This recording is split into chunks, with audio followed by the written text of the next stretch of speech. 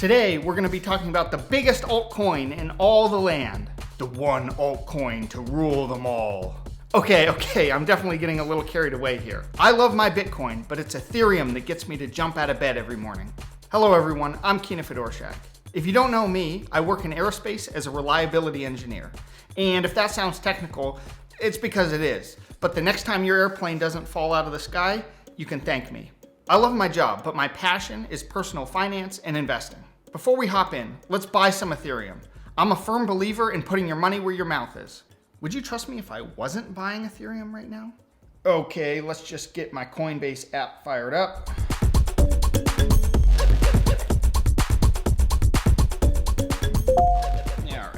If you're buying crypto, I highly recommend moving it off of an exchange and into cold storage like a Ledger wallet. It may not be as flashy as a Rolex, but isn't it crazy to think that this little thing could hold enough money to buy like 5 yachts? I mean, hypothetically it could. I definitely don't have yacht money. Okay, so now that we've had our Ethereum fix, I want to talk about some of the benefits that ETH will bring in the next few years. Before we do that, an unsolicited personal story. Trust me, you're gonna wanna hear this. So I first discovered crypto in 2010 or 2011. I was working at a research facility at a university. Basically, we were nerds who did the number crunching and quantitative work for a bunch of researchers. We had a lot of downtime and a big array of high-end GPUs to play with. And we started kicking around the idea of using them to mine crypto. Since that was definitely against the rules, my friend set up a mining rig at his house. Check this out.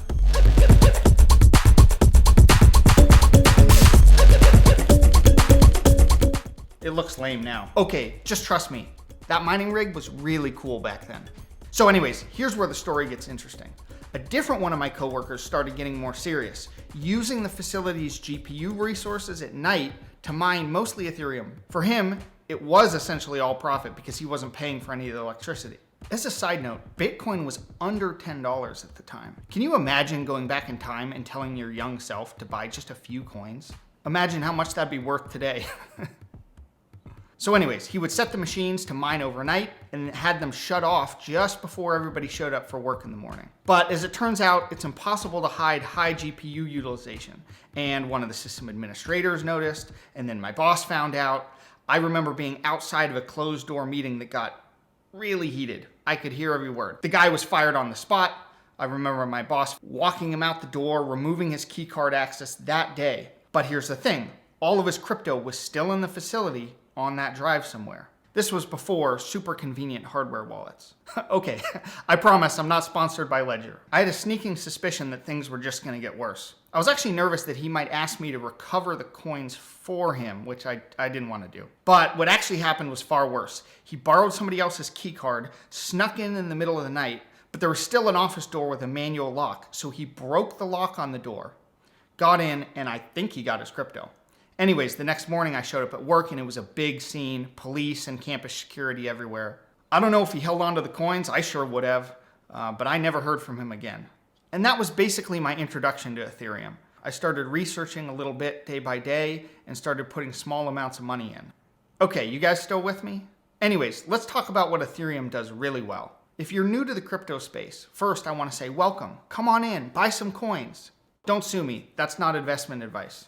So we understand that Bitcoin is a store of value, similar to gold, which is really cool because it's the first step in decentralizing money away from the government. But that's about as far as it goes. Ethereum takes things one step further. In addition to decentralizing money away from the government, it introduces coding language, the main one being called Solidity.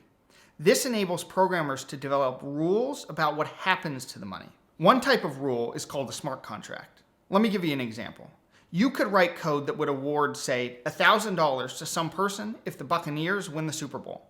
And this would eliminate the need for sports betting companies because it would all occur automatically on the blockchain. But it doesn't stop there. Ethereum has the potential to automate most jobs in the insurance industry. Think about it. All you have to do is write code to say insurance company X will pay farmer Y if the temperature is above, say, 100 degrees for more than 5 days. That's crop insurance. Automated. Clearly, there'll be a lot of bugs to work out. For example, decentralized car insurance sounds great and might work well until you get into an accident and realize that the computer has no way of knowing if the car was actually totaled or how much damage was done to it without an insurance adjuster coming out to assess the exact amount of damage. But I hope this helps in painting a picture.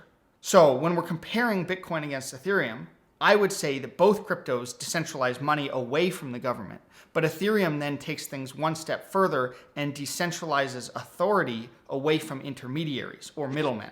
Take a second to think about this. In my view, this is the next step in a logical progression. The first step occurred in the early 2000s, when the first information and computing technologies were developed that could replace human jobs.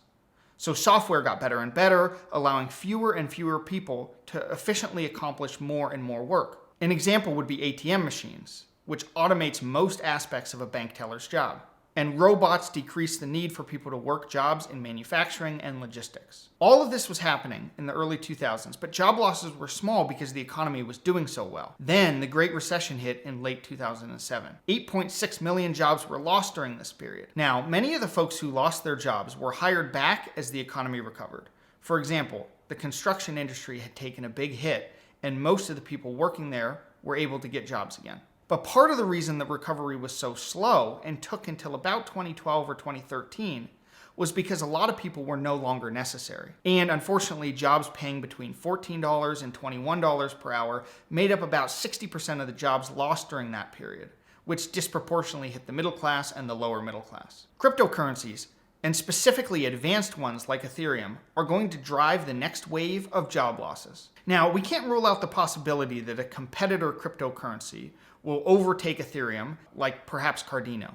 But my point is that Bitcoin is limited in its ability to drive innovation from here forward. So I said earlier that the software written on the Ethereum mainnet can decentralize authority away from middlemen or intermediaries. And properly implemented, this will hit all areas of the financial services industry. In addition to the sports betting and insurance examples that I gave, the concept of decentralized finance, or DeFi, will have an even greater impact. Soon, any administrative job in the financial sector will be at risk for automation. And this is a lot more jobs than you think. Instinctually, you might think that this is bad because of all the job losses that will occur. And while that is true and unfortunate, this change will be great for consumers. Consider the Paycheck Protection Program, the PPP program, loans that were given for small businesses during COVID release. A report from the House of Representatives found that last year, big banks gave PPP to their, quote, wealthy existing clients at the expense of truly struggling small businesses in underserved communities. And they probably did this because the banks themselves can make more money off the big businesses and wealthy clients. So not only do middlemen add unnecessary costs to financial transactions, just ask any small business owner who's had to pay Visa a 3% fee to use their network, but they also introduce bias, cronyism, and nepotism. In the future, the government could implement this type of paycheck protection program via a decentralized application running on the Ethereum blockchain. Let me explain. Decentralized applications combine a front-end user interface with a smart contract. And you can think of a smart contract as code or rules governing what happens to the money under different circumstances. So small businesses could use that user interface to apply for the PPP loan, and then the smart contract code running on the Ethereum mainnet would execute and distribute money if certain criteria are met, all without any middlemen or people being involved. So what this means is that small businesses could use the DApp's front-end interface to apply for the PPP loan, and then the smart contract code running on the Ethereum mainnet would execute the transaction, meaning that if the application met certain criteria that had been previously established in the code, funding would be immediately distributed. Simple as that, no middlemen, no extra costs, and no bias. And this is especially important as the US financial sector has grown to over $20 trillion. As pointed out in this Forbes article, the financial industry has grown from accounting for 6.2% of employment income in the 1960s to 12.5% in the 2004 to 2014 period. Bloated parasite is right. So anyways, thanks for sticking with me. Those are the major points I wanted to hit. If you work in the banking sector, I really don't have a problem with you. I just think that things can be much more efficient in the future. If you learned something today, please hit the like and subscribe buttons below. It'll teach the YouTube algorithm that newbies like me matter too. See you all in the next one.